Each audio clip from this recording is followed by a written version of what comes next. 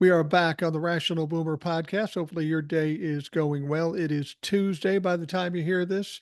As you can tell by the backdrop, I'm not in Minnesota. I'm not in my condo. I am in the clubhouse at my condo in Savannah. I'm in Savannah, maybe 4 hours away from Hurricane Milton. Good move, Mike. That was a smart move. Anyway, I think we're in pretty good stead here, relatively good stead because we're on the outside of where any of the problems would be, but still to be this close is a little disturbing. And we have Eric with us tonight, and I'm welcome to have him here. It's always tough to do the show myself, but even tougher to do it at a place that I don't normally do it from with equipment I don't normally work on. So you're a sight for sore eyes. Eric, and I'm guessing that's the first time you heard that today. Definitely the first time I've heard it today. Okay. But I also didn't go anywhere today, so Well, that's there you go. probably why. But no, I'm glad to be back. Glad I can help out. Love doing the podcast. And you said you were going to be traveling. You wanted a little help. I said, okay, sure. I'm not doing anything. Let's do it. Yeah, absolutely. Before we get into all the crazy shit that's going on, and trust me, there's crazy stuff. I wanted to bring this up because I brought it up on TikTok. It's about all the ridiculous shit going on TikTok. You've got some very big creators that are inadvertently revealing themselves as MAGA supporters, even though they come off to be very nice and very sweet and um, very honest. And I told people on TikTok, I said, just like politicians, you got to be careful who you follow and idolize on TikTok. I mean, it's one thing for you and I to do what we do. We're just a couple of big dumb guys talking about what we do. And yeah, I have a fairly good sized following, but these fuckers are in the range of 9 to 12 million. You got to understand there's a vast difference between me and Eric and these people. Knowing what I know about the Creator Fund, if they're just making money off the Creator Fund, they're making hundreds of thousands of dollars a year. I'm doing okay, and it's fine, and it's more than I want, but it's not that much comparatively. They got to be making a fucking ton of money, and this is about business to them. It's not about what's real, and that's been the problem we've had with politicians too. We got all these people spewing bullshit and people buying it and then getting fooled in the end. Yeah, I don't know much about a couple of the creators I've heard that have finally revealed themselves. Like I didn't recognize them by name. I didn't recognize them at all when I saw their faces, which is weird. You'd think somebody with that big of a following, they'd pop up at least once, but I didn't recognize them. But I've seen a lot of videos by other creators who they go, I don't care if I don't talk about politics 95% of the time, which I don't. And they go, if I reveal myself to be a MAGA supporter or I start making it sound like I am, somebody better fucking tell me. Well, yeah, and that's the issue. They haven't come out and said that they're MAGA supporters, but they were, and we're going to be talking about this with the hurricane, the previous hurricane. Now we've got a new one coming. Um, these people spewing this bullshit that Kamala and Joe Biden and the Democrats are doing nothing to help out, which is exactly the opposite. They're helping out, but they're doing this for political gain. Now, these people started spreading that shit too, which is dangerous to the people that are in dire need of help. I mean, Donald Trump as much as said, don't listen to FEMA. And as you pointed out, and we'll talk about that too, apparently Ron DeSantis isn't taking calls from Kamala Harris. So this is all about political gain at the risk of other people's lives. But here's the telling thing with these creators, and I'm not going to talk much about them. I don't give their names because I don't really fucking care. But when somebody came to both of them and said, "Oh, you sound like a MAGA supporter."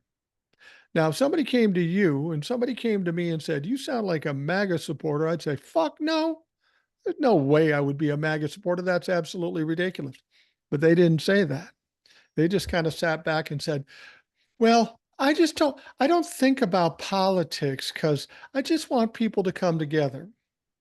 Well, if you're in this day and age of what's going on with our democracy hanging by a thread and you aren't engaged in politics, you're either fucking lying or oblivious. So I don't buy that bullshit. Yeah, I don't either. I mean, I had somebody come to one of my YouTube videos, which was weird because I don't get a lot of traction on YouTube anyway. And he's like, he was commenting about one of my things. Oh, so you're voting for Donald Trump this election? I'm like, fuck no. I had even said in the video, I think that I thought Kamala Harris was going to win the election, but apparently he didn't watch all of it or something, or went by the way I looked. I don't know. We went back and forth for about 3 messages, and he's like, "So you really aren't going to vote for him? Would you consider it?" I'm like, "Hell no, I know enough about him." And he goes, "Oh, well, I thought maybe you were smarter than that." Then I blocked his ass. But if I had one person coming to me on one video and said I was that they thought I might be a Trump supporter, I immediately blocked them. Nowhere on my videos do I make it sound that way, and that would be my response to anybody: is fuck no. Yeah. What do I look like, an idiot? I just want to, before we Yeah. get into this, I want to say one thing too. We have the podcast up on YouTube, and I love doing that. We're getting a lot of viewers on YouTube. You're on TikTok. I'm on TikTok, and frequently we will get people to say and talk shit about us. That's just kind of the cost of doing business. And when we find those, we block them. But Yep. here's what's going on YouTube. Not very much, but enough to piss me off. There are people coming to the YouTube podcast and starting to talk a shit about the guest I have on for whatever reason, saying whatever they want about it. And I'm going to tell you this: you can come on and talk shit about me. You can say whatever you want. I'll block you. But if you talk shit about my guests, I'm going to first embarrass you the fuck on this page, and I'll expose you to more people than you could possibly expose to, and then I'll fucking block you. So I know what you're trying to do. You're not trying to get them, you're trying to get at me. And you don't, because I don't fucking care. But if I've always said, if you fuck with my kids or my family or something like that, I'm going to get you. And I feel the same way about the audiences and the people who come on this show. They aren't asking for trouble. They're doing what they do, and they do a great job. You fuck with them, I'm going to fuck with you, and then I'm going to block you. Yeah, and I've had a few people in my comments, going after other people, or like by the time I get around to being able to check my comments, and they're immediately gone. Like Yeah. you mess with anybody. Now, if you're just having a disagreement and it's civil and it's clear you're having a conversation, okay, fine. But if it starts getting personal attacks, you're gone. I don't deal with it. Same with if you're attacking me, I block them. It's not worth it. Those type of people, where they get into the personal attacks and the digs and the insults, they're the ones that typically cause you the most problems, because they're the ones that'll mass report your content. And I don't need that headache. You don't need that headache. No one does. Well, they're just trying to stir shit up and start shit up. They're not capable of building their own platform. So they come on somebody else's platform, yours, mine, whatever, try to get some traction, which never works. It never makes any sense. But of course, they're fucking stupid in the first place. So that's not surprising. I just want to put that out there. You want to fuck with my guest on this show? I'm going to take your name. I'm going to put it on the podcast. And if you've got a picture, we're going to do a little critique about you, motherfucker. And I got to tell you what, I'm not good at a lot of things, but tearing down somebody who's torn somebody down I care about, I'm pretty fucking good at it. And I got the platform to do it. So you want to be fucking embarrassed? Bring it, bitch. I'm okay Yeah, with that. I've seen Uh, some other creators, some big creators do that exact same thing. Tom Powell Jr. likes to go after the ones that will call him, because he leans left, a groomer and things like that. That he goes, "Hey, is this you? This is your TikTok page. Here's the people you're following."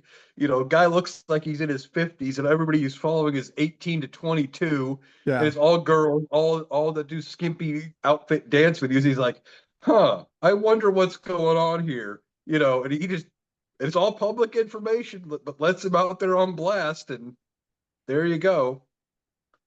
Yeah. It's pretty ridiculous. Well, anyway, um, we there's so much shit going on. I mean, the thing with Hurricane Helene, that probably is the most important. With all this misinformation going out by the Republicans with no shame at all, they don't care that it does hurt other people or hinders certain processes.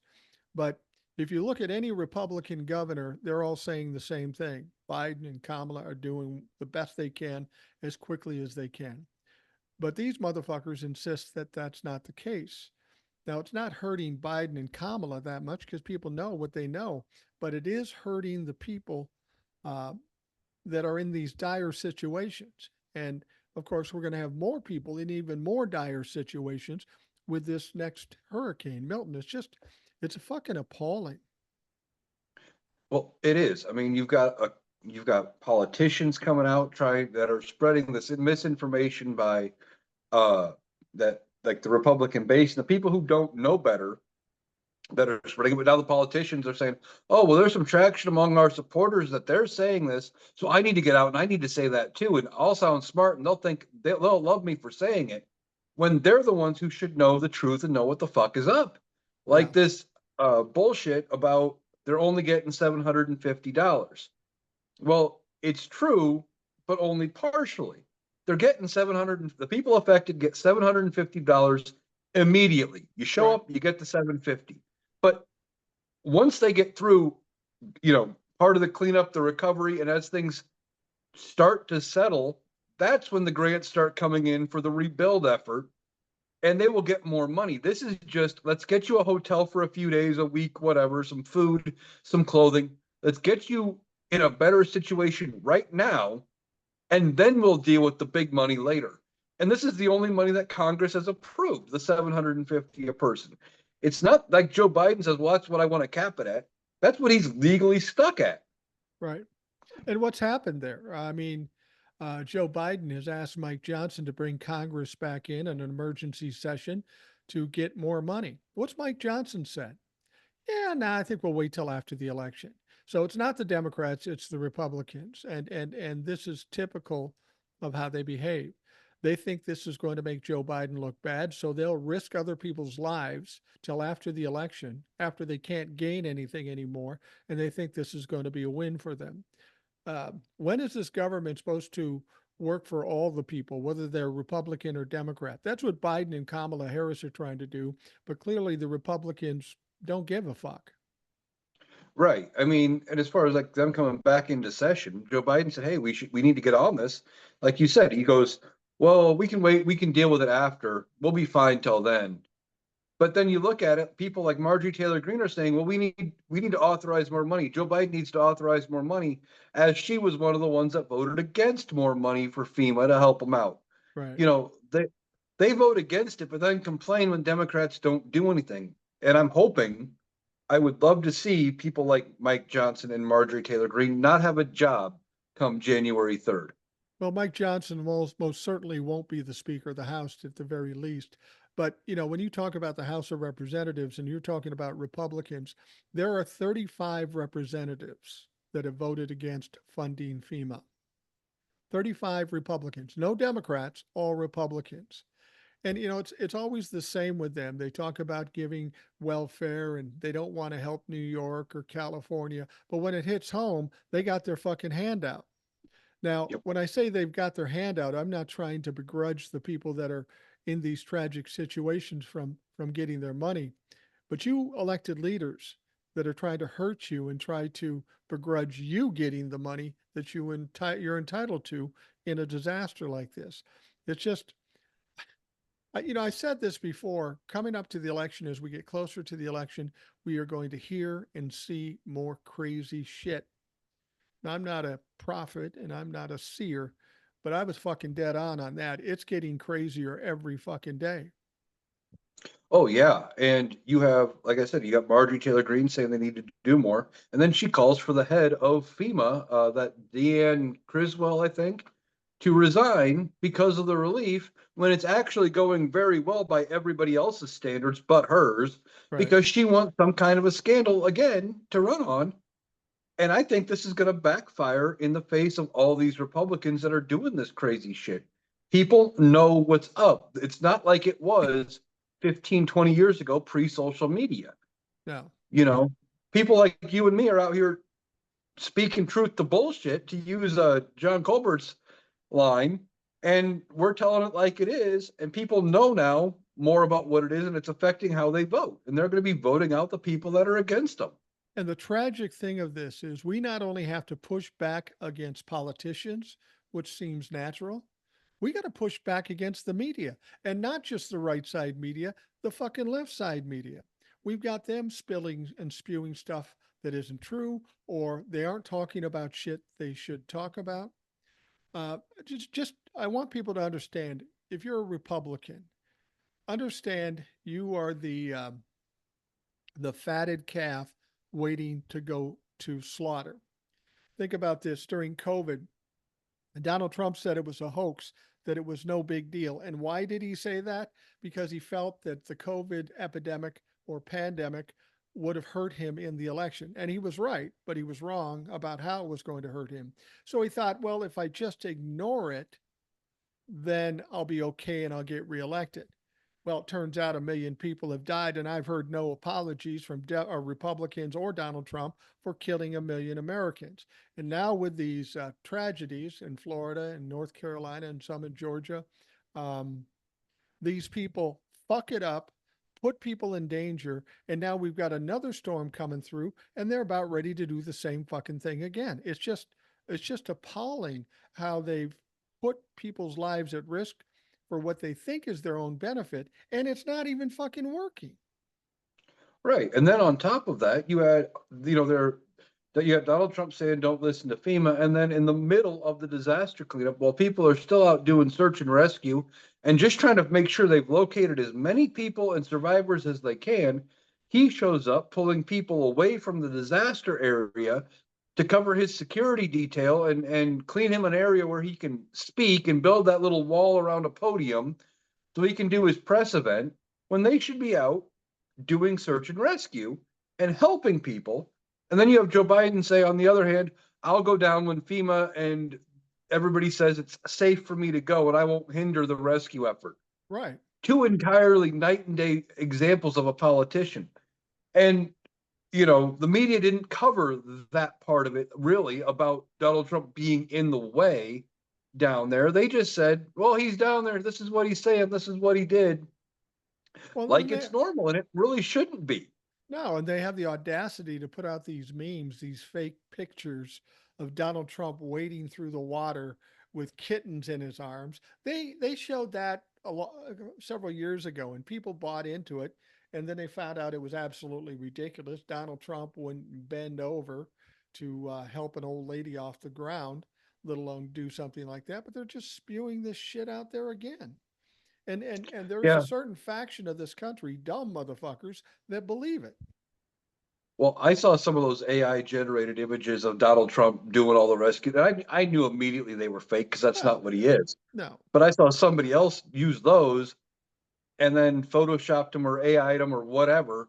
And it showed like Jimmy Carter rescuing Donald Trump from floodwaters. And and that seems more plausible than Donald Trump out there actually doing some sort of a rescue. Yeah, absolutely. It is appalling to the extent that these people will go to try to win. And I think this is a sign of their desperation. I think they know they're going to lose. At least Donald Trump is going to lose, and they're throwing everything at the fucking wall they can do. They're trying to do anything, and it's desperation and it's panic, and that's why I say it's likely to get crazier before it gets better. Oh yeah, I think they know Donald Trump is going to lose. He doesn't have very many paths to victory in the Electoral College. They've pretty much said Arizona is, even though it's still listed as a battleground, Arizona's going to Kamala because Gallegos has got what, a 10-point lead plus over Kerry Lake. Right. It's probably going to, they can't imagine Senate flipping different than the presidency. Okay, so that state's out of play. Pretty much Donald Trump has got to win Pennsylvania, North Carolina, and Georgia in order to win the presidency, or he doesn't have a path to 270 at all. Right. And that's if he doesn't lose Florida or Texas. I think they are panicking. They're scared. They know they're going to lose. And they're just hoping to not lose the Senate and either not lose the House or keep the House about a 5-seat margin with the Democrats. But even Democrats could have 1 seat and they'll get shit done because of Hakeem Jeffries and Democratic leadership will make sure stuff gets done. They won't have this bullshit that the Republicans do of, well, we got 3 or 4 factions that are going to hold everything up. No, we're going to get the stuff done, and then we can talk about doing more later, and we just won't bring it to the floor if we don't have votes for it. Right. I think realistically, in the House, you're going to get an advantage of 20 to 30 people seats. I think that's feasible. Oh, I think so. I was thinking the other day, maybe 30, without looking at any specific races, just gut feeling, I'm thinking 30 or 40. Yeah. Yeah. And that would But make a huge difference. I mean, and then you would have the option for some Democrats to do their protest votes and vote against certain things because it wasn't extreme enough or whatever. But stuff would still get passed. They would have enough Democrats to do anything they wanted in the House. And I'm really thinking it's possible they keep the Senate. That minimum 50-50, if not 51 or 52 Democrats. You know, if I was one of the evangelicals, I might be at the point where I would say, apparently God wants Florida to go to Kamala Harris. I mean, when you think about the abortion question on the ballot, legalizing marijuana on the abortion ballot or on the ballot, and all the shit that DeSantis has done, they can't get people to work. Insurance rates are high. Then we get this hurricane. I mean, everything about Florida right now just seems to be bad. It's a beautiful state. It's a great place to go, but not as of late, not because of Ron DeSantis and the Republicans. This thing hits, and assuming Kamala and Joe Biden do what they continue to do, and I'm sure they will, send as much help as possible. How does a Republican win that state when people find out that Ron DeSantis won't even take a call from Kamala Harris? And they will find out. When you're desperate, you're listening to fucking everything. Right. And Joe Biden has already signed the emergency declarations for the affected counties in Florida where they think landfall is going to happen. He's just waiting for the counter response basically from DeSantis, where he's got to put in the paperwork or whatever it is for the request for FEMA to roll out. But Joe Biden has already made the declaration on the federal level. They're getting everything ready to roll. They're getting trucks ready to roll, personnel ready to go. He's looking at troops and what he needs to send of National Guard or whatever to call up and help. You know, he's getting ready for all of it.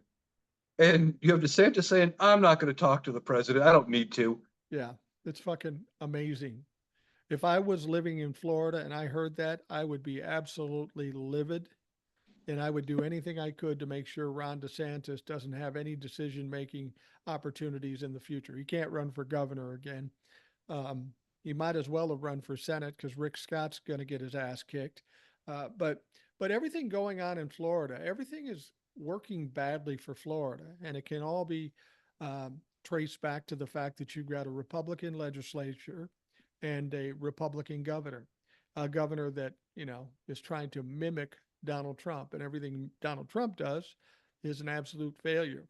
I personally think if they can turn Florida blue, I don't almost even care whatever else happens because Florida's got a lot of electoral votes. They're counting on that to get to their 270, and they may not get it. Well, what I was saying, he needs Georgia, North Carolina, and Pennsylvania.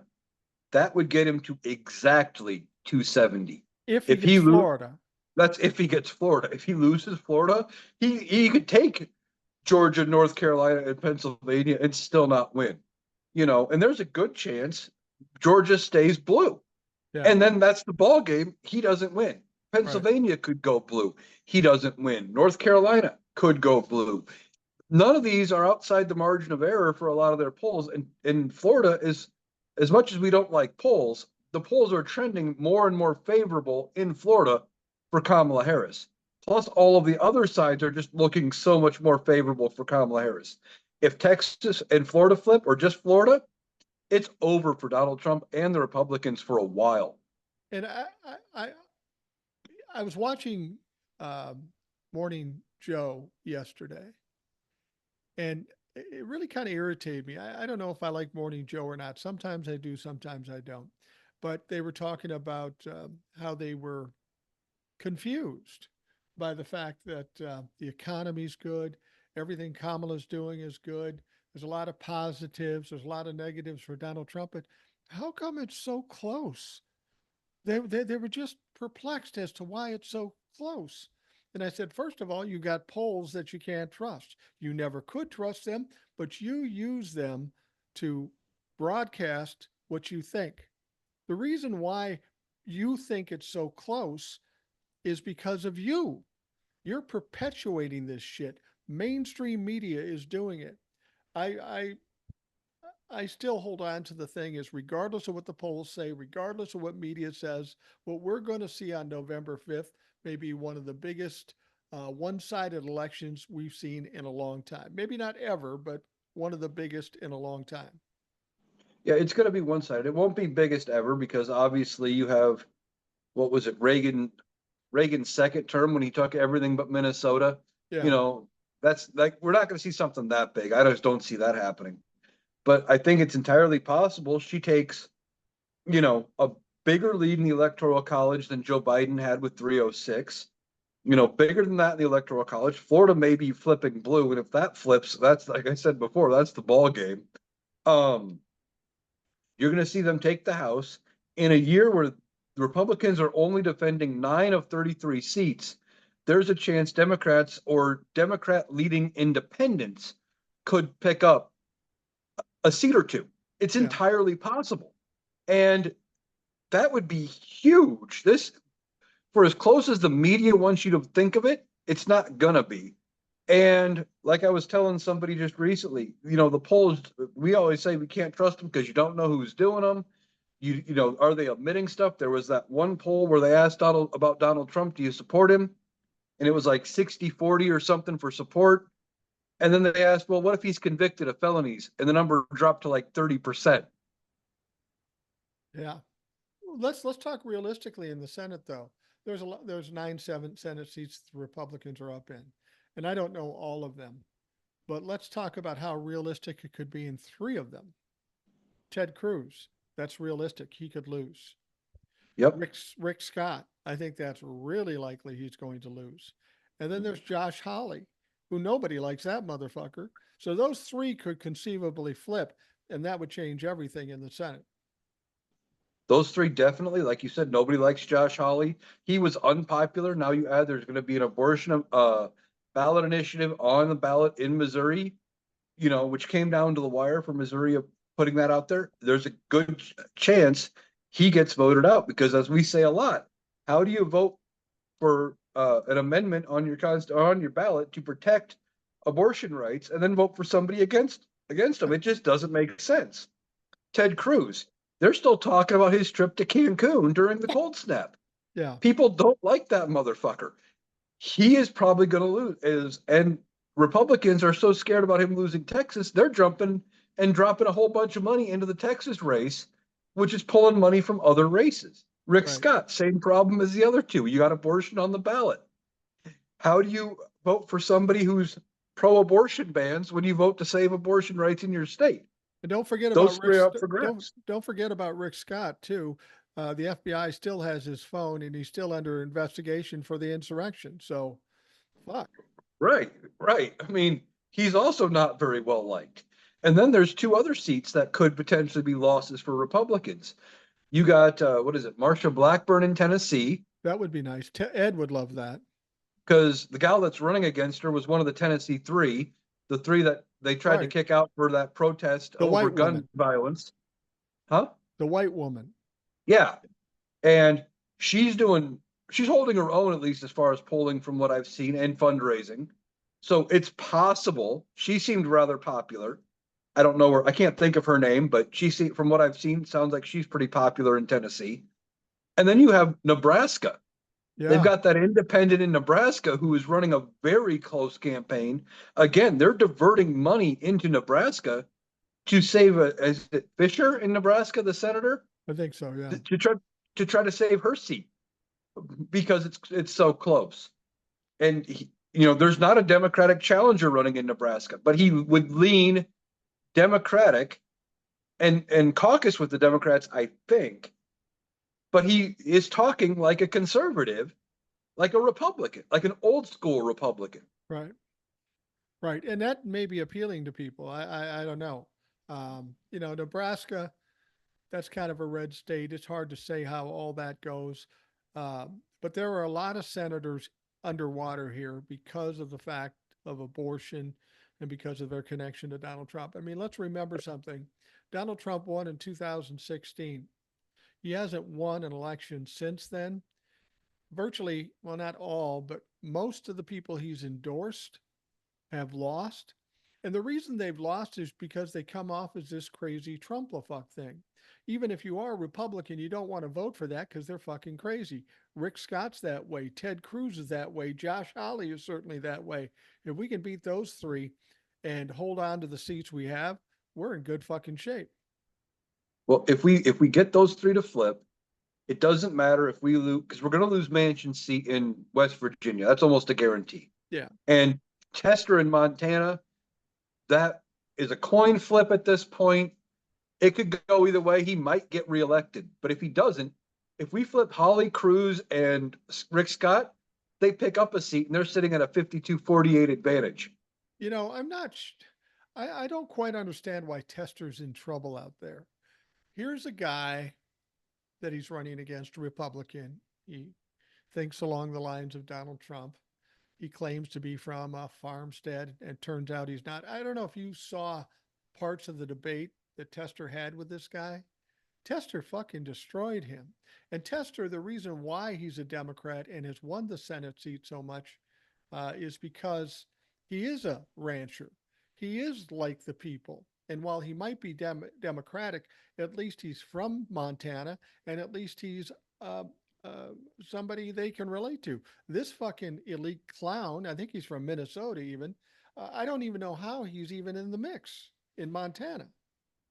Yeah, I don't know.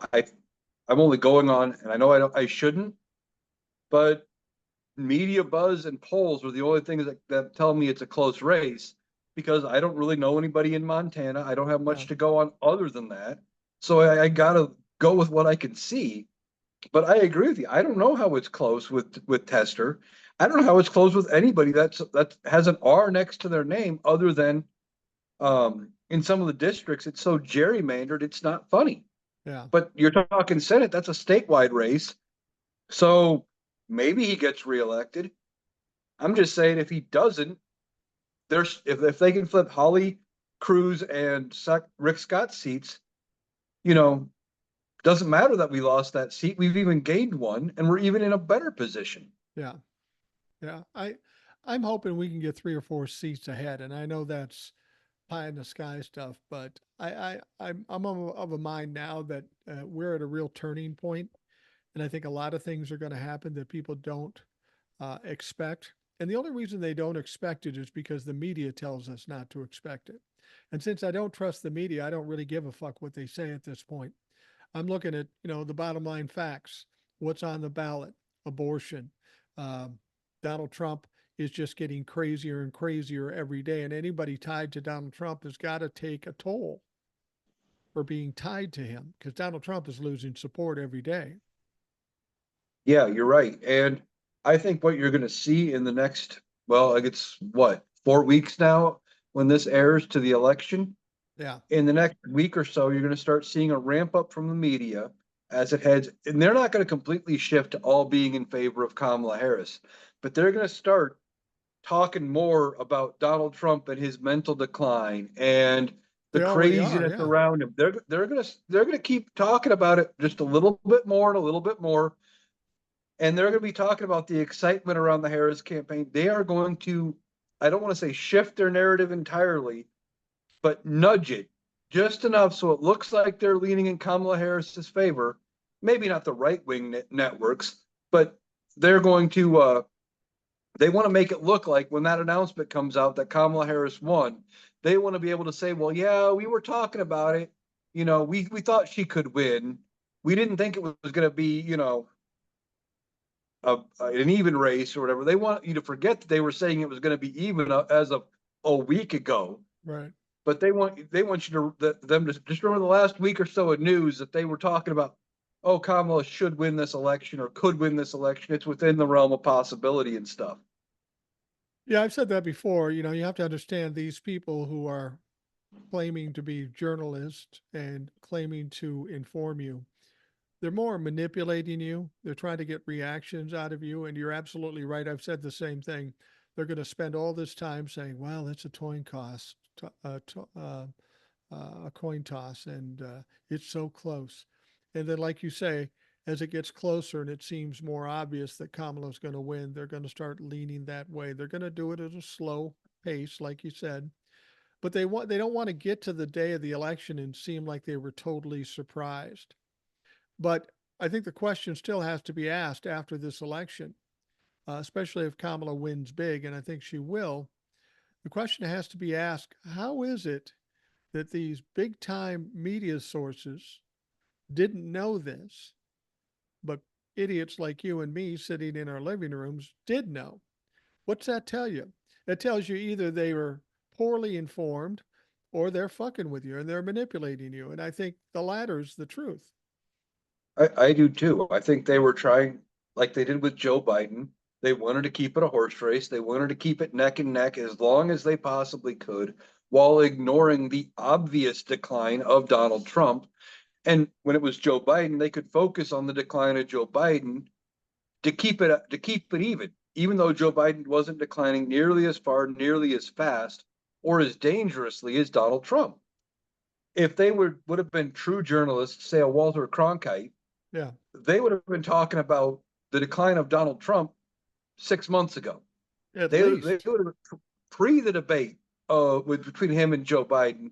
They'd have been talking about, oh, it looks like he's losing a step. He's out talking about Hannibal Lecter and oh, he said windmills cause cancer. That's just, they would have been fact checking that immediately, not this playing it out there and leaving it be and letting people believe it because they're hearing it from even left wing media that, well, Donald Trump said it and they didn't push back on it at all.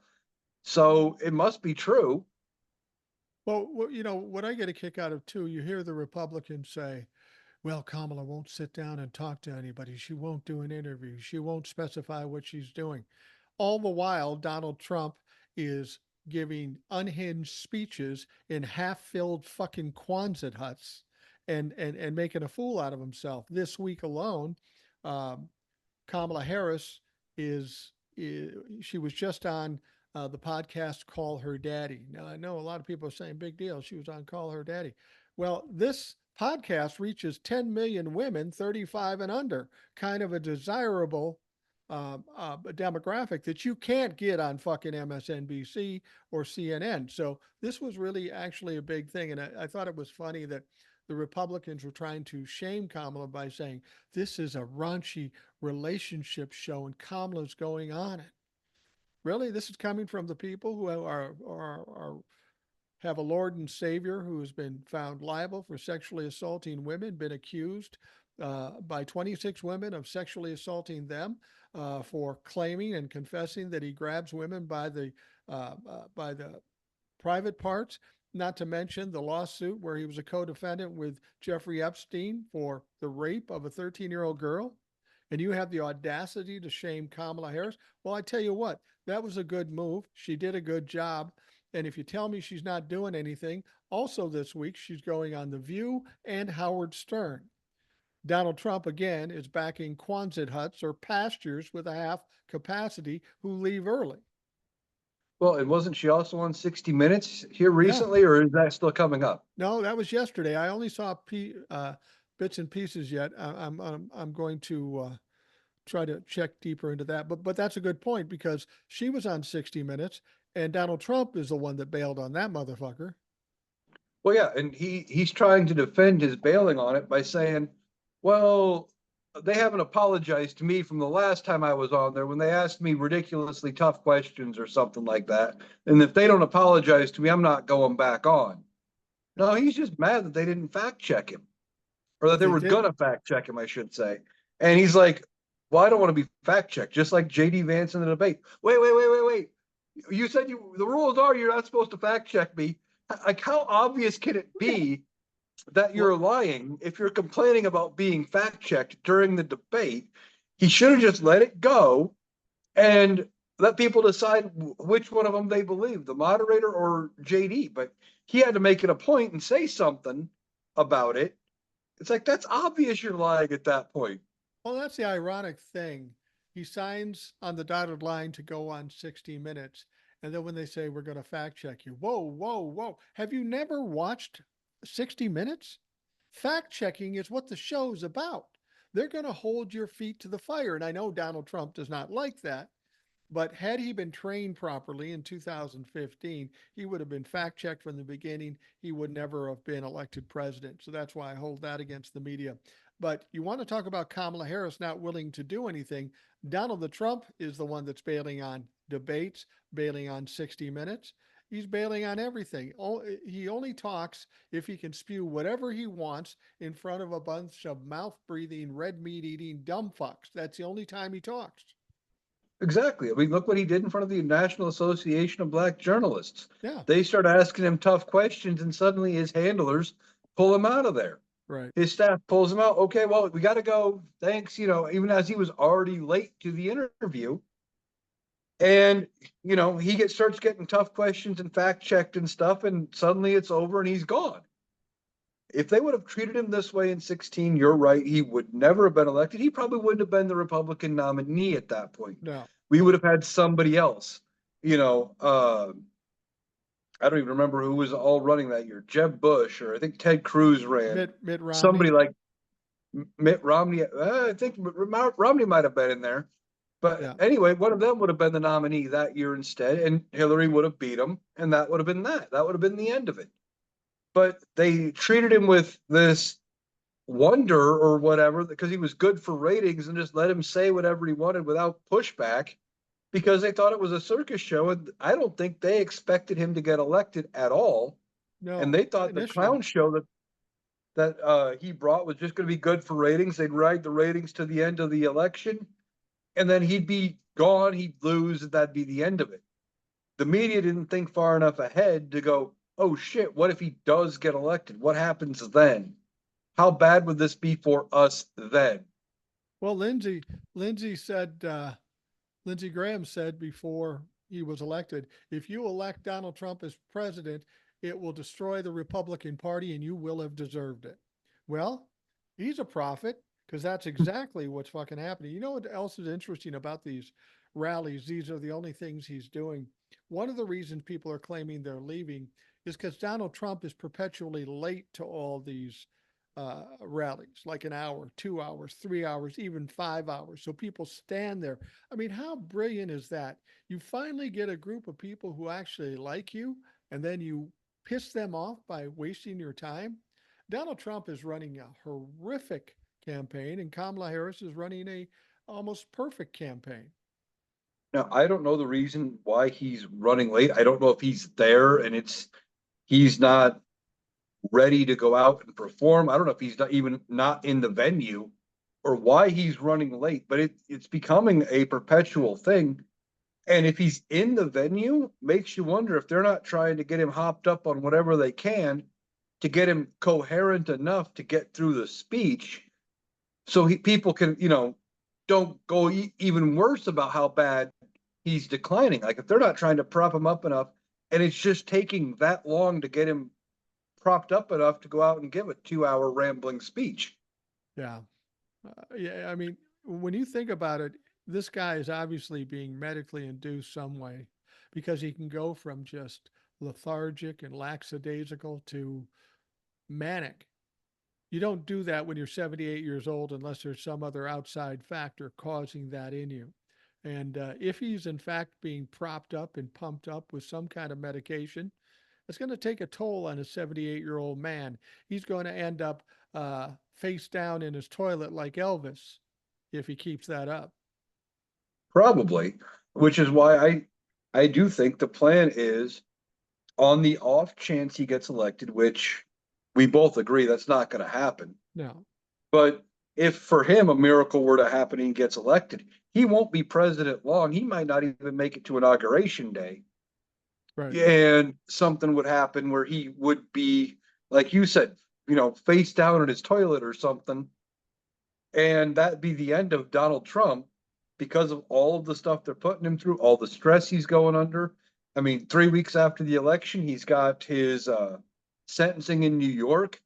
That's weighing on him. We're waiting on the appeals court to issue their ruling about whether or not he what they're doing with the money for Letitia James, that could come at any point, and she could start seizing his properties immediately. Yeah. I mean, it's going to wear on him. Running for president can't be easy on you, especially when you're undergoing all of the other issues he's got going on. And he's having to pop up all these places. And I got to tell you, I'm in Savannah. My wife and I and my son went downtown Savannah to the Riverwalk. We walked around for about an hour and a half, 2 hours, walked maybe a mile. I got back to my condo. I'm fucking tired. I'm wiped out. I don't know how the hell he's continuing to move at 78 years old and not in the best shape. They got him bopping around the country quite a bit. And I'm surprised. I thought he would be buried under the stress and the strain of this whole thing before now. I admit I was wrong. I'm surprised he's still moving. Yeah, I am a little bit too. I thought I kind of agreed with you thinking he wasn't going to make it. Um, but I think, like you said, he's popping around all over the place and he's giving 2, 3 hour speeches, and he's traveling here, traveling there, still managing to get rounds of golf in almost daily. Yeah. And, he's got to be hopped up on something. So they're got to be medicating him some way. And then when he gets at, or his campaign gets asked for even a basic medical record to prove he's in halfway decent shape and could live 4 years, they refer back to the note from Ronnie Jackson about the ear incident in July.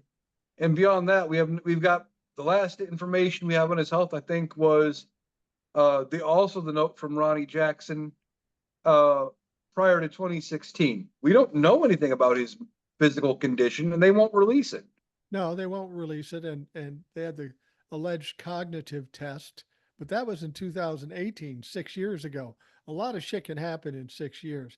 I tell you what, Eric, we're going to take a quick break and we'll be right back.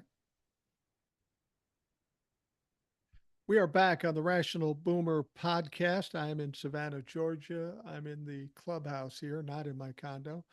I don't read that many fucking books, but they look good behind me. I have Eric with me, who's in Iowa, analytical Iowan. If you don't follow him on TikTok, you should. If you don't follow him on YouTube, you should. He talks about a lot of good stuff. And there's a lot of TikTokers I look at to kind of get tips or tipped off on stories and such. And Eric here is one of those folks. He's on top of everything. And I don't necessarily take what he said, but when he talks about a story, I go, I never thought about that. Then I look into it and I do something. So I should credit you, but I'm a selfish motherfucker, so I don't. Um, but one of those topics, something you brought up, I saw it in passing. I don't know nearly enough about it, but maybe you can expand on it for us. We know the Supreme Court is back in session, and there's been kind of a flurry of things going on, and maybe you can bring us up to date with that.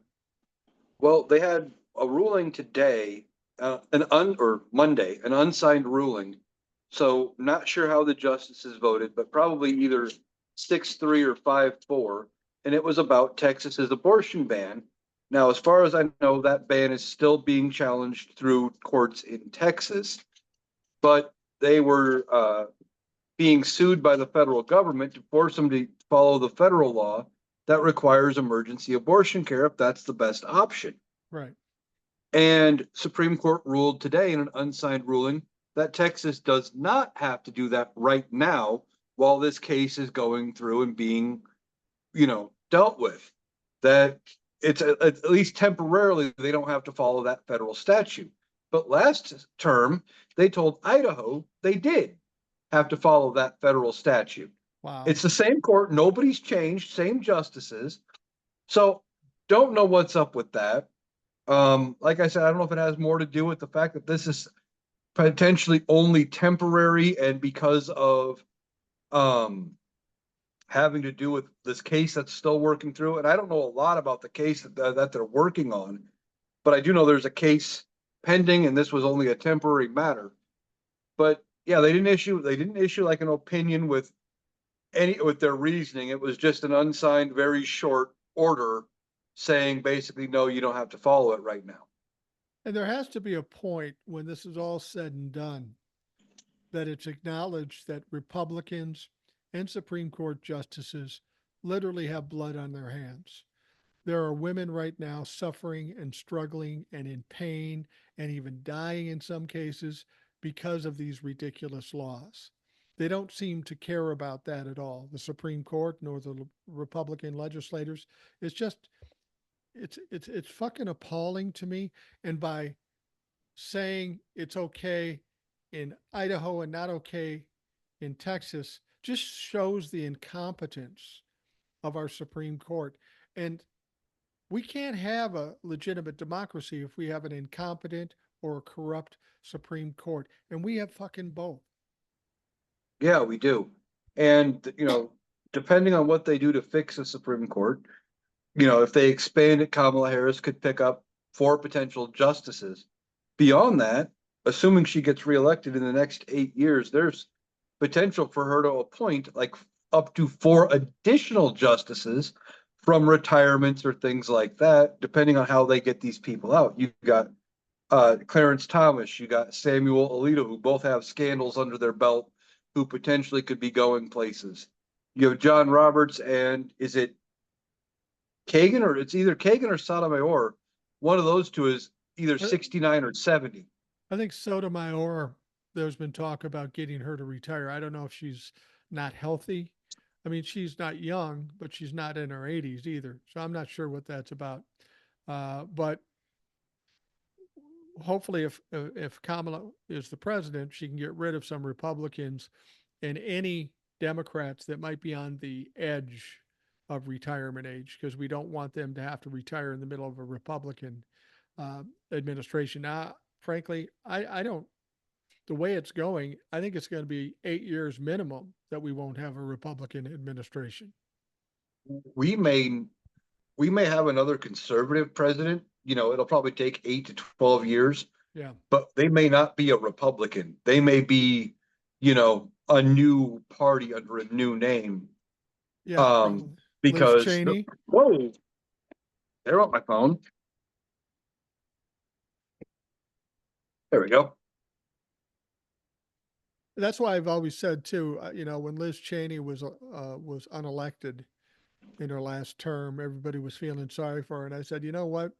I think I think Liz Cheney is willing to stand by and be prepared to pick up the pieces and lead whatever the new Republican Party is. I don't think Yeah. it'll work because I think hardcore conservatism is out the window after the millennials and the Gen Zs take over.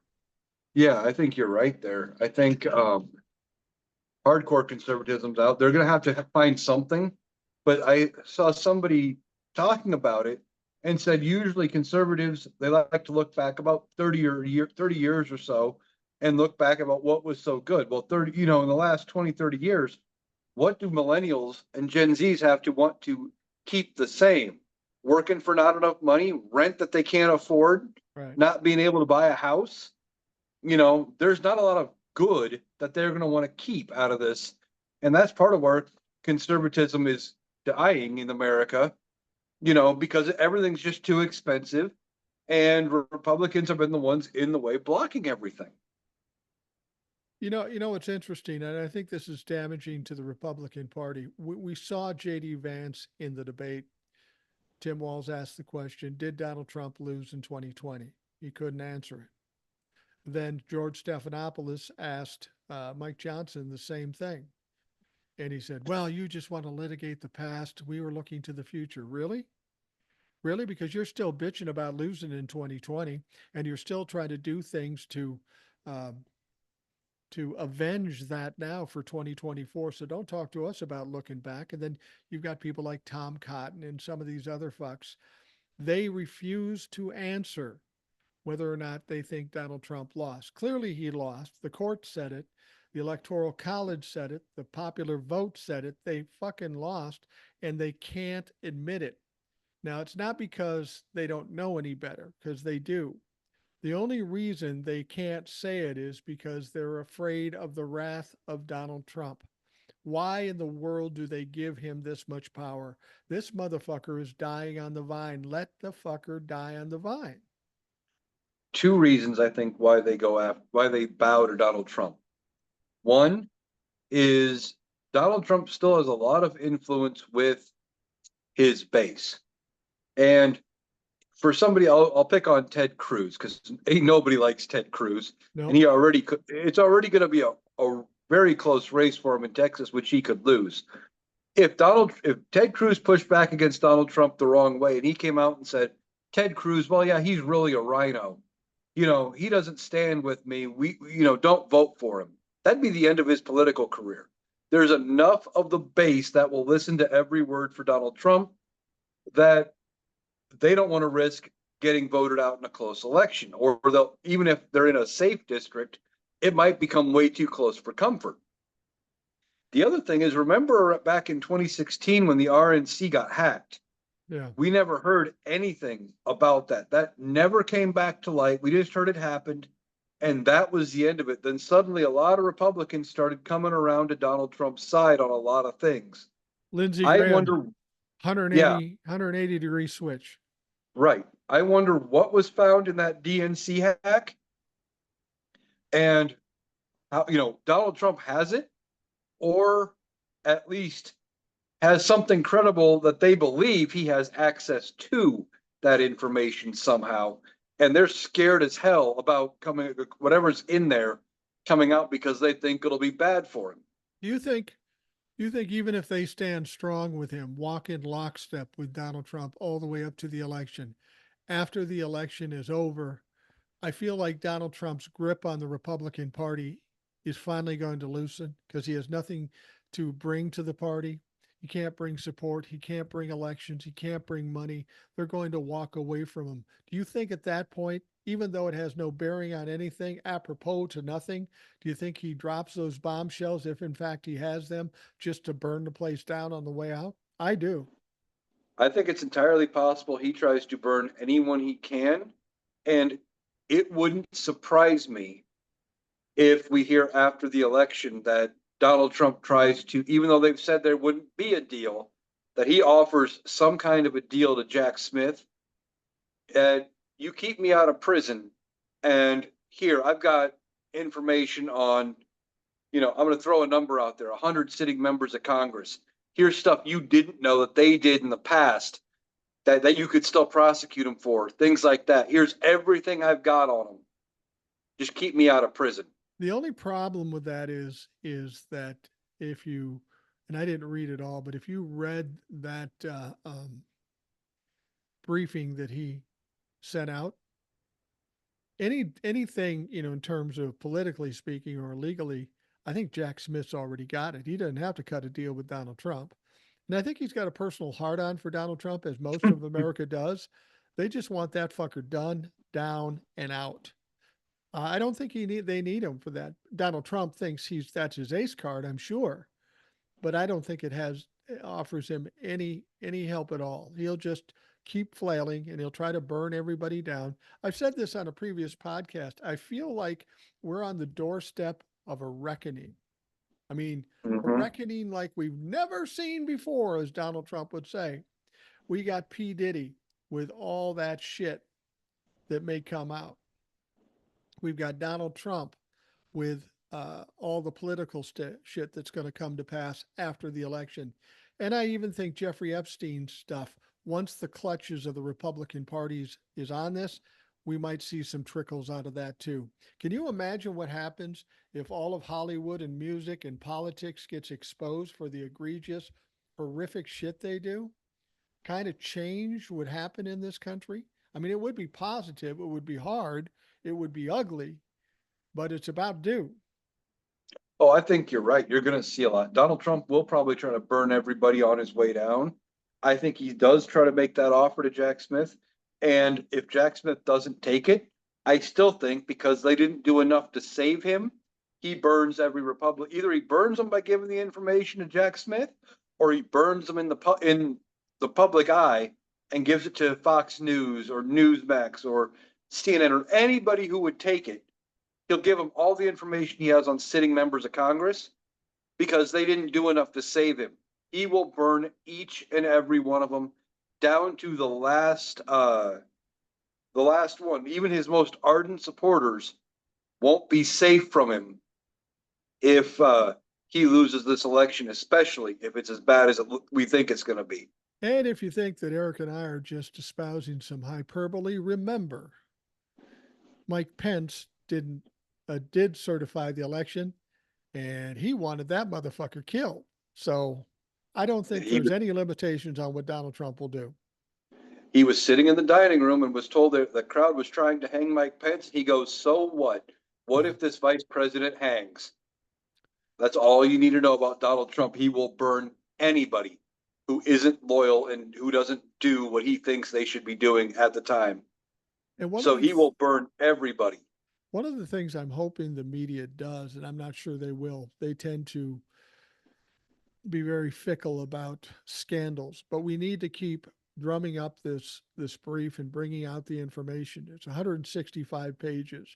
I don't know that we know all of the horrible things that are in it, but we need to keep pumping that as we get closer to the election, so people are aware of just how criminal this motherfucker is.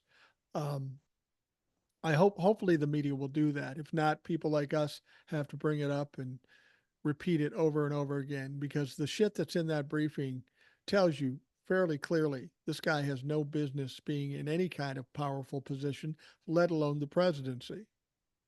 Exactly. I mean, I even brought it up in a post. I was talking about Marjorie Taylor Greene, and she was calling for the prosecution of Jack Smith for going after Donald Trump. Yeah. And I said, well, what's got her goat on this? Well, this 168-page brief has got 70 plus unindicted co-conspirators. Is Marjorie Taylor's name in that brief? Does she know she's in there? And, is she scared that she's going to get prosecuted after the election? And I Right. think she is. Oh, I think so too. I mean, how could she not be in that document? I mean, we know that a lot of the names they're all numbers right now, and people are making guesses about it. But there are some obvious names that have to be there. Mark Meadows has to be there because he is the chief of staff, and he already uh, turned state evidence for immunity in that case. So a lot of what's going to come out of that is going to come um, from Mark, and it's going to be some of the most important stuff because he was standing right next to Donald Trump. Jim Jordan, we know, talked to Donald Trump before, during, and after the insurrection. We know that Loudermilk gave fucking tours to terrorists.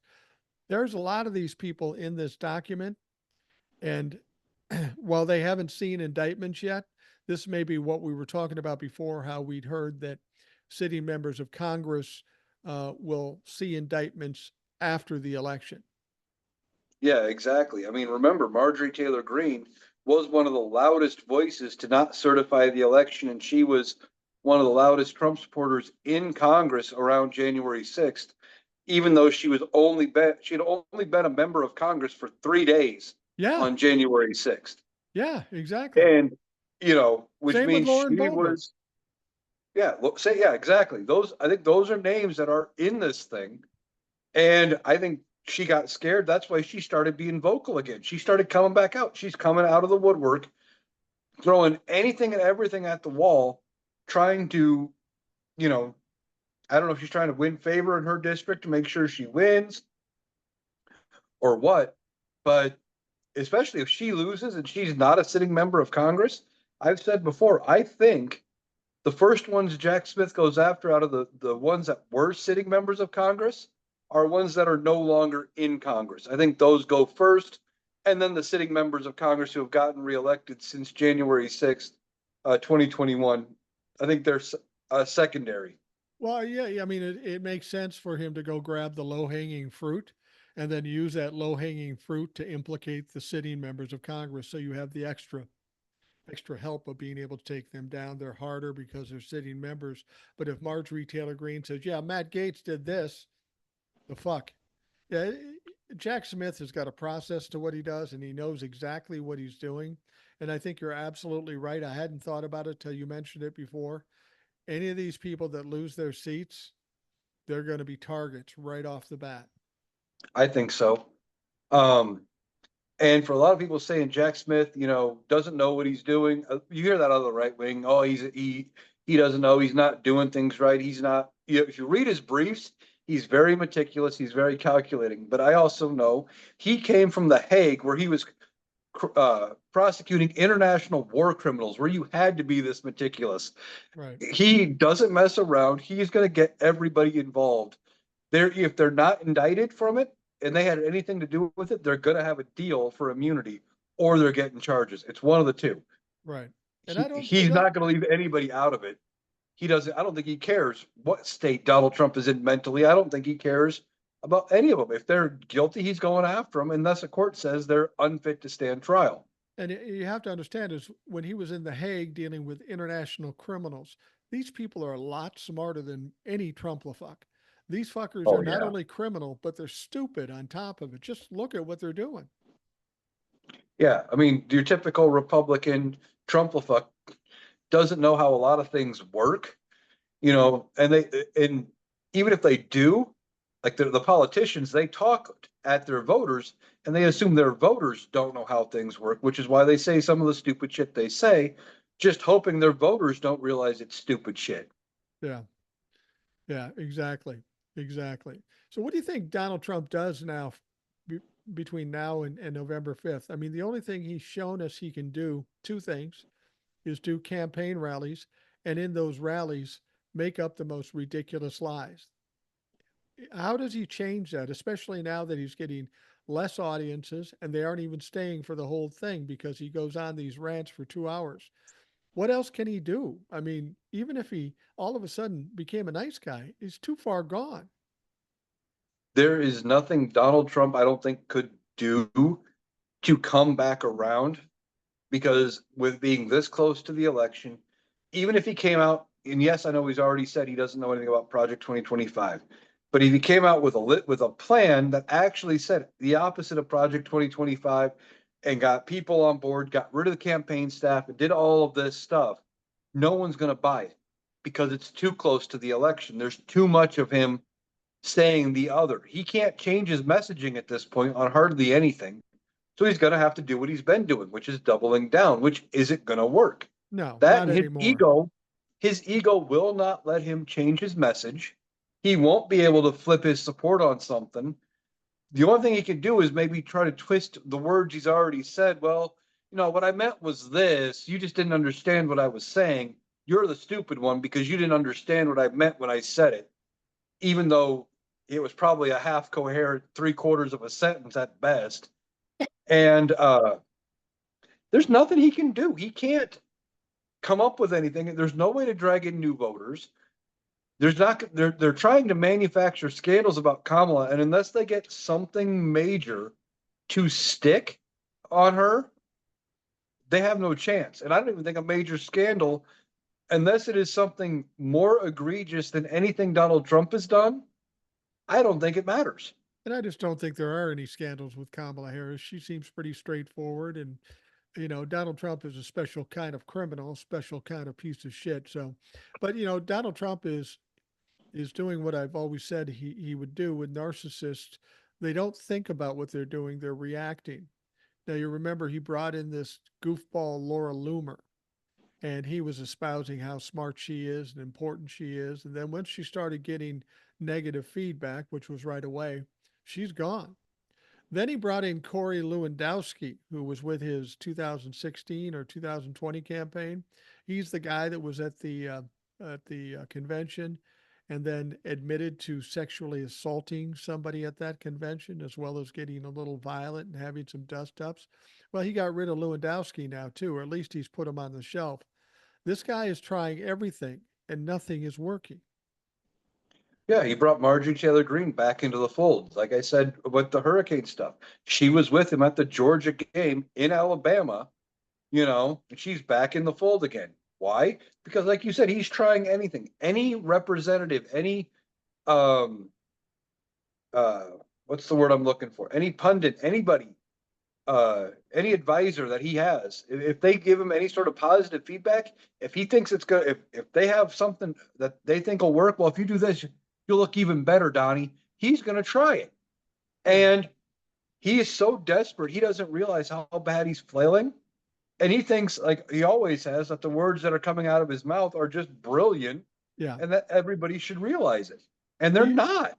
Well, you do notice them, as you mentioned before, they are talking more about his cognitive ability. And how he seems confused. Way to be on top of it. Like you say, this has been going on for 6 months to a year. They're now just getting to it. At least with Joe Biden, when he was talking slow and stuttering and stuff, at least his words made sense. This motherfucker is low energy. He can't speak or move like he used to. And and everything he says is fucking gobbledygook. He doesn't say anything. No, but he'll tell you he's weaving stories together like nobody's ever seen. He'll talk about 6, 8 things at once and he'll bring it all together beautifully because in his mind, he does. He thinks everything he says makes absolutely perfect sense. And that's a sign of a dementia patient.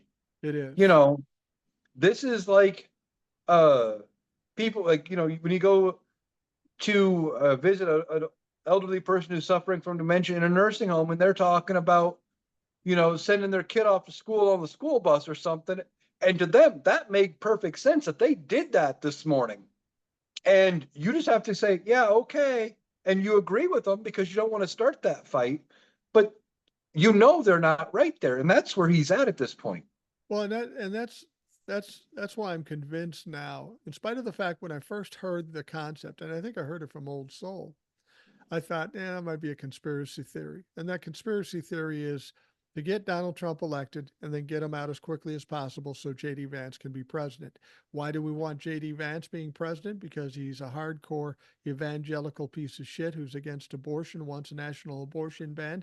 Not to mention he's funded by tech bros and he wants to be able to give them control. That all sounded like a conspiracy theory back when, but as we watch Donald Trump, slipping every day, and the Republicans refuse to admit it. That really does seem like the fucking plan at this point. I think it kind of is. I'd said a while back, I think, when when Joe Biden was still in the race, that it was going to be more about the vice presidents because we didn't know how long either of them would last. Right. And I still kind of believe that was true about Donald Trump. And the plan probably is to get JD Vance in there. Um, and on top of it, they knew if they didn't nominate Donald Trump, there is a section of the Republican base who would not vote down ballot or they wouldn't vote at all for Donald Trump or any Republican, and they'd be in worse shape. So they Right. had to run out Donald Trump and hope for the best. And I think the plan is going to be to get JD Vance in there if he were to win, which I don't think that's going to happen. And then hope in 4 years that JD Vance has done enough to keep the Republicans on his side, or that they've initiated enough of Project 2025 where elections don't matter anymore. Right.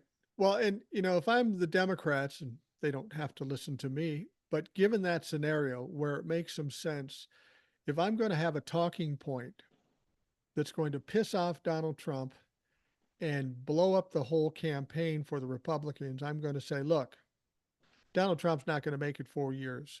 So you're voting for President J.D. Vance. Now, J.D. Vance is less popular than Donald Trump.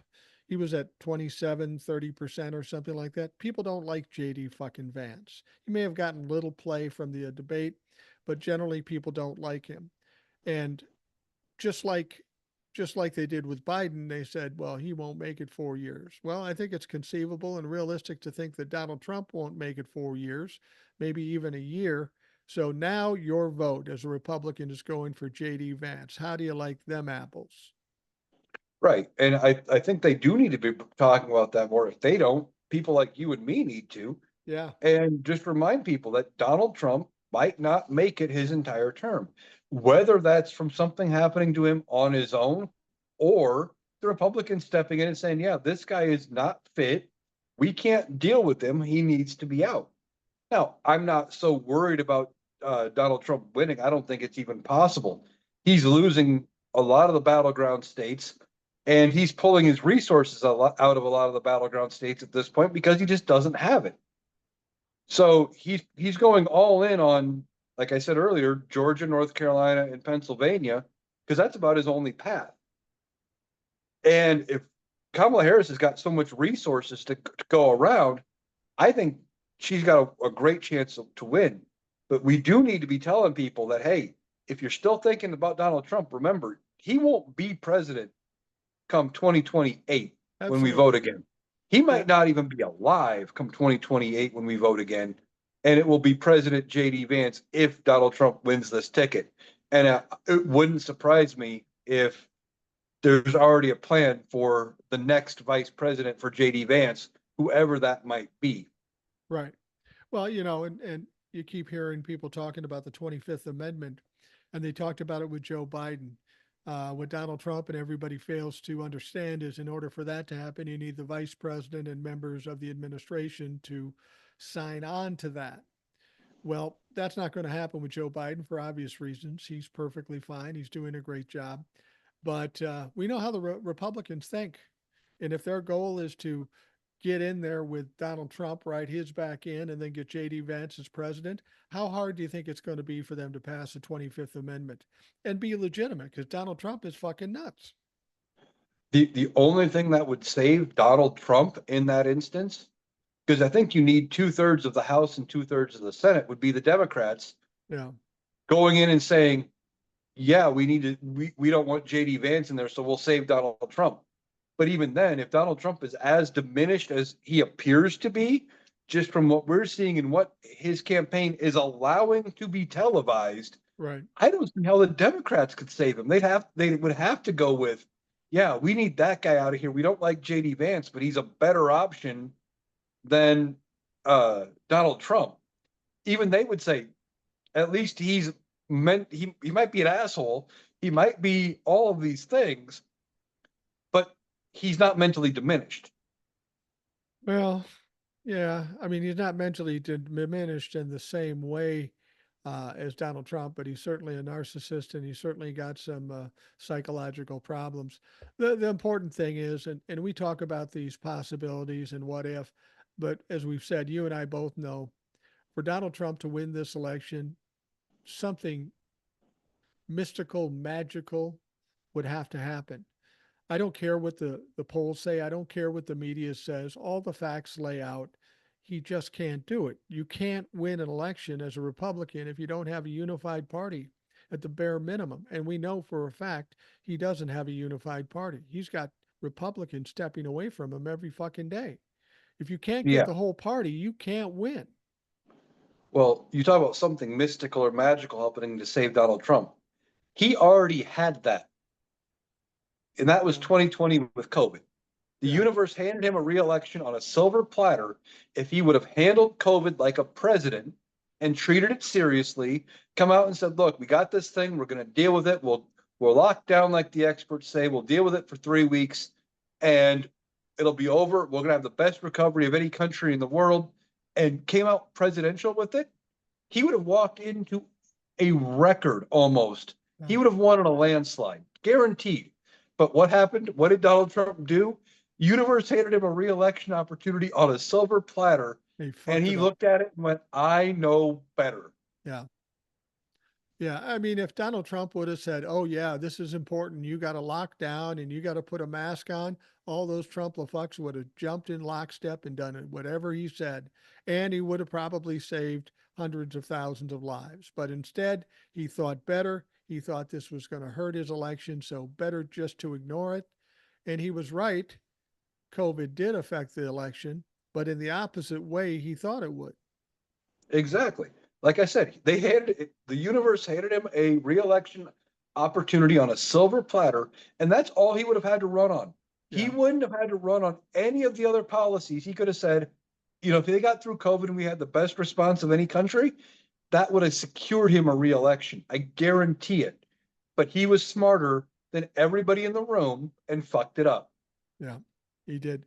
And that's what I've always said. Let him talk and he'll fuck it up. And one thing we know between now and November 5th, Donald Trump's going to be doing a lot of talking or on Truth Social and the shit he's going to do, and he will fuck it up. He just always does. I can't tell you a time when he said something where I can say, well, yeah, that was a good one. They don't happen. He fucks it up. He makes the wrong choice every time. I will say I did agree with him about something, but only partially. He came out and said that he needs a mandate for this election with how he gets elected, and having, a bigger win than before and favorable House, favorable Senate. Well, I agree with him. There's going to be a mandate, Yeah, but it's going to be for Kamala Harris. absolutely. Absolutely. It, Do you think in his mind, I mean, I know regular Republicans can see the writing on the wall. They can see what's happening here. But do you think in his delusional mind he really believes that he's going to win and win big? I kind of think yes, he does. he believes it 100%.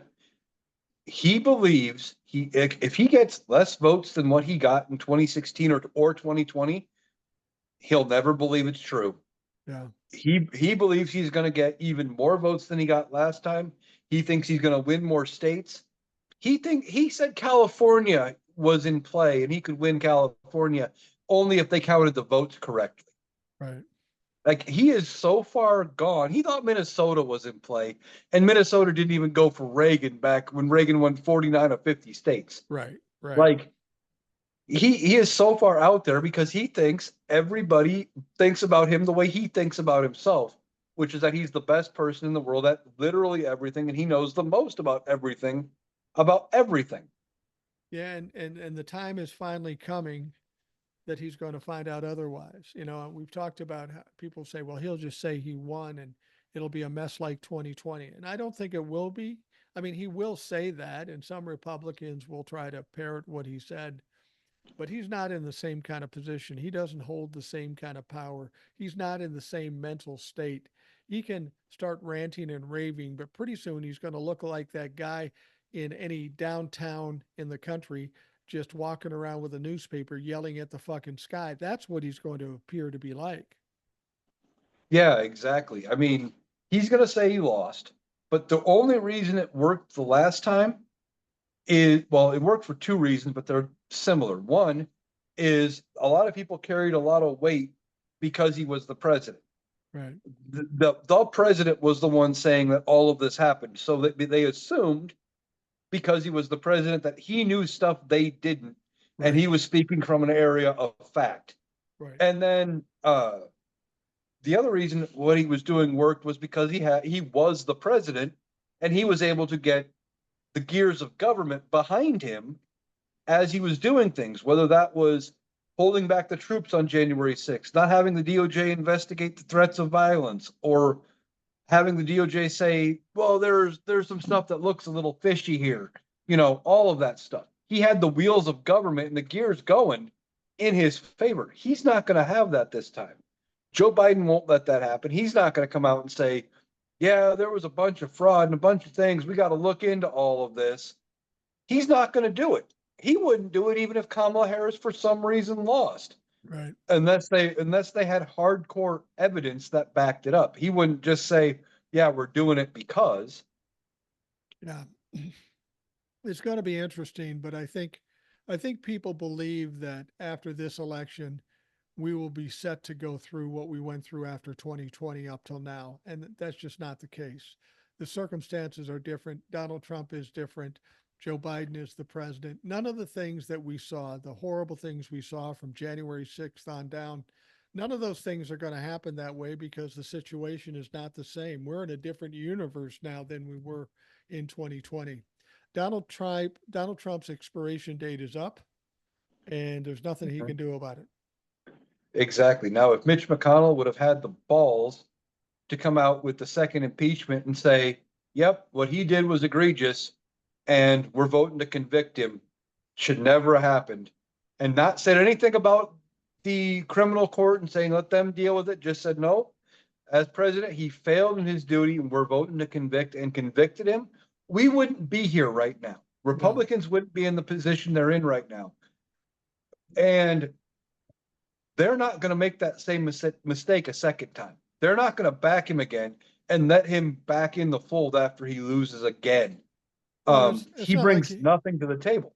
it's not like he can run again in 2028. I mean, if he's diminished this far now, he'll be lucky if he's alive in 2028. So to suggest I'm going to be a candidate in 20, that's not going to happen. And the Republicans won't get behind him. They're tired of fucking losing with Donald Trump at the top of the table.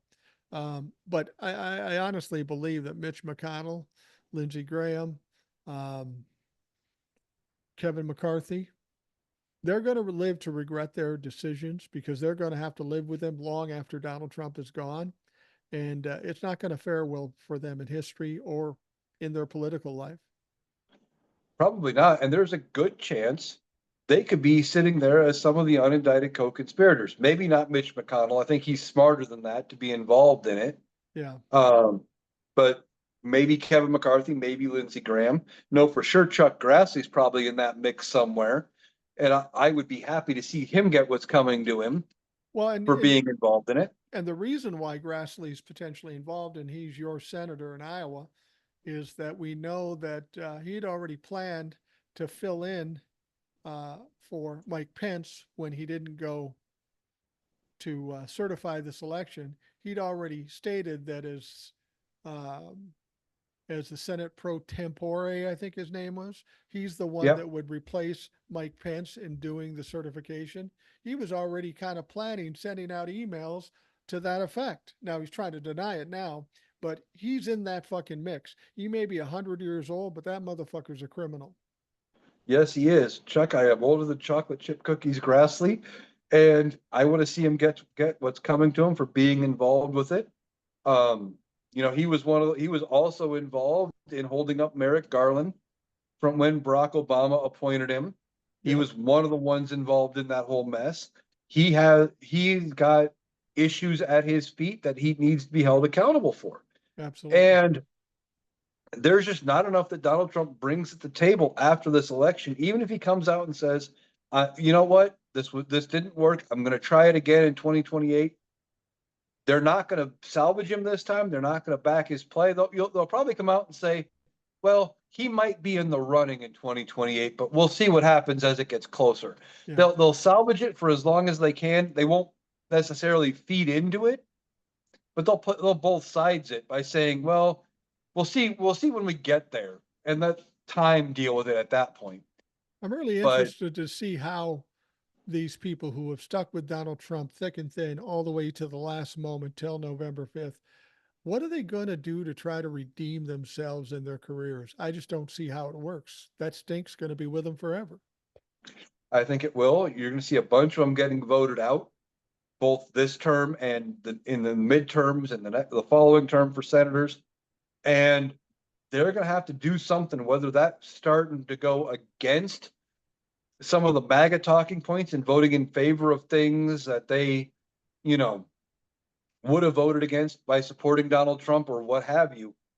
They're going to try, but I don't think it's going to work very well. They are going to be tied to backing Donald Trump all the way through, and his biggest supporters, I still think, are going to be facing indictments.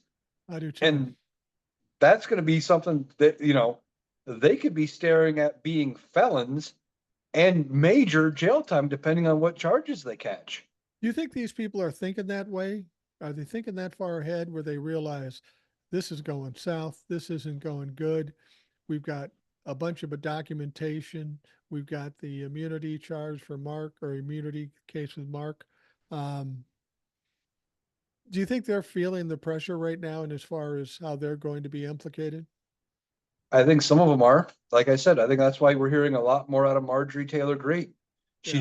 After this, she was really quiet up until this 165-page brief was made public. Now she's starting to get vocal again. I think that's because she's panicking. Well, she got her She's boyfriend terrified. back too. She got her boyfriend back too, Donald Trump. She got her from the clutches of Laura Loomer, sent her packing, and then Marjorie Taylor Greene was able to fill in as Donald Trump's concubine. Oh, that's just, but but I think some of them are terrified of what could come out, and they're going to do whatever they can to try to get ahead of it. And I think you're going to also see some of them try to start flipping deals, and they may wait to see what happens in the election. But I think some of the sitting members that got elected, maybe they're the ones that they don't do anything right away. And like I said, I think the ones that didn't get reelected, they're going to be the ones that the DOJ goes after with the new attorney general and stuff. I think they're going to be the first ones trying to cut deals and get out ahead of it. Yeah. Because they know how bad it's going to be. They got to be terrified. They got to be terrified. And I'm looking forward to it. Do you ever get the feeling, we're going to wrap things up here in a minute or two, but um, I know everybody's feeling like this is, as long as this election is in the offing, everything's kind of on hold. People are afraid to do things. Donald Trump is delaying things, which will work against him ultimately. But I think people are waiting for that relief for the election to be over. So that's no longer an excuse for why we can't do this, or we got to hold on that, or we got to be careful here. I think there's going to be a collective sigh of relief throughout the country when that is over. Donald Trump has lost. And then all we have to do is sit back, watch that motherfucker be torn apart by the hordes, and giggle our fucking asses off. Yeah, I think there is going to be that sigh of relief. The other thing is that I was just thinking of, as you kind of mentioned, with the elections over, his protection is going to be gone by being president. But beyond that, the only reason he's been able to delay all of this is because he's been able to keep getting donations from his base for all of his campaigns, and for, that he's then shifting to his legal defense. When he's no longer president or running for president, and when he loses, a big chunk of that is going to dry up. And Yeah, he's not going to be able to keep grifting this money for donations anymore. As a lot of people are going to say, well, yeah, you're not running for office anymore. Why should I support your legal fees? You didn't win the election. His small time donors, his regular people that are donating to him, I think a lot of those are going to dry up. So all of the money he's using to pay his lawyers to do these big drawn out appeals that take months and months and months, those are going to start going by the wayside because he won't be able to afford to do it. And the wheels of justice are going to start moving a lot quicker on him, just because he can't afford to draw it out anymore. right, right. Yeah, everything's gonna come to come to a big explosion on Donald Trump, and all this delaying. Narcissists think if they can delay it, they'll figure something out before then, so they don't think the imminent problem is ever going to occur. But it always does because they can only put it off so long, and they never really have an answer. Donald Trump's in for a big surprise after November 5th because things in his life are going to become much harder, and they're already fucking hard. Yeah, he's going to be in for a major surprise. He's not going to know what to do. I mean, he's already got to deal with Melania's book coming out, Yeah. and she's breaking from him on certain issues, including the abortion issue, which is bad news for Donald Trump. You I think think so, he's going though? to be. Let me ask you this. I thought about this too. Is it bad news for her going against Donald Trump, and is she just trying to hammer him? Or is this his way to try to balance both sides? I'm for abortion. I overturned Roe v. Wade, but my wife's for abortion. So, you know, six of one, half a dozen of the other. That's how twisted a mind Donald Trump's mind is. I wouldn't be surprised if he's okay with it because it may get some of the normal people saying, well, Donald Trump did this, but his wife won't let him do it. I don't know. That may be Maybe, crazy. maybe, but then you have the other side of it. There's going to be at least a section of his base looking at him going, "Oh, you're not controlling how your wife is thinking. You You know, can't control a woman. you can't convince your wife to agree with you on this issue. How can we trust you to deal with the women in Congress to get them on board?" I I will can see some of them thinking that way. I will tell anybody who's is not aware that in about a month's time I will have my 41st wedding anniversary, and I will tell you this based on 41 years of experience. No, you can't control a woman. They'll fucking shut you down in a minute. And I could be the toughest guy in the world, but my wife scares the devil out of me. So Exactly. And um, so I could see it going either way with him. But beyond that, there's all the other stuff that's coming out that was in that book. I read an article today about it, and apparently there was some raid or something they did during his term. They were in the Situation Room, and she didn't have a clearance to be in that room. He wow. brought her in, and she was watching it go down and take place. Wow. Didn't care that she didn't have the clearance. She shouldn't have been there, but she watched the military op go down. I don't remember what the name of it was, but it's detailed, at least the fact that she was there and how that all went down. in her book. As we're getting ready to wrap this up, I always get people saying that poor Melania, she was stuck with Donald Trump and she's exposed to all this stuff and she's been mistreated. Fuck that. She's as bad as Donald Trump. She knew what she was getting into. She's been part and parcel for it. She wants to promote a book on CNN, and she said, by the way, give me $250,000, which they didn't do.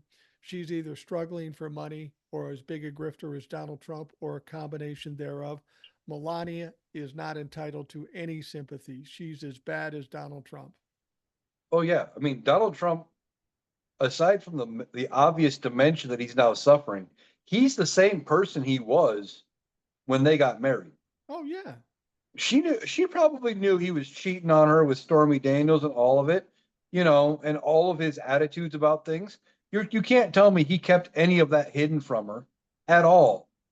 And she stayed with him. She did it for the money and the prestige and the fame that came from being connected to Donald Trump. That's it. She Well, doesn't get the sympathy at all. and Melania Trump probably was saying, you know, knowing that he was cheating on her with whoever, thinking, great, less work for me. I don't have to deal with that fucking ugly troll. And it's probably, Exactly. as long as the money's flowing, I don't give a fuck. And that's why I don't see her as much better than Donald Trump. All right, Eric, we're going to wrap up the Rational Boomer podcast. I want to thank you for coming on. I'm out of town. This makes this so much easier. It's always a pleasure to talk to you. Don't forget to check out Eric on TikTok and on YouTube. Analytical Iowan. If you're watching the video, he has it up there. ANALYTICALIOWAN. Check it out. I get some of my best stuff from him. So check out Eric on YouTube and TikTok. No doubt Well, thanks. we'll be talking to you more because it's going to get wild and woolly here pretty quick. Yeah, well, thanks for having me. I enjoyed being on the podcast. I was glad I could help out with you being on the road. So anytime. All right. Thank you very much. Those of you listening, thanks for taking the time to listen. I hope you have a great day, and we'll talk to you again tomorrow.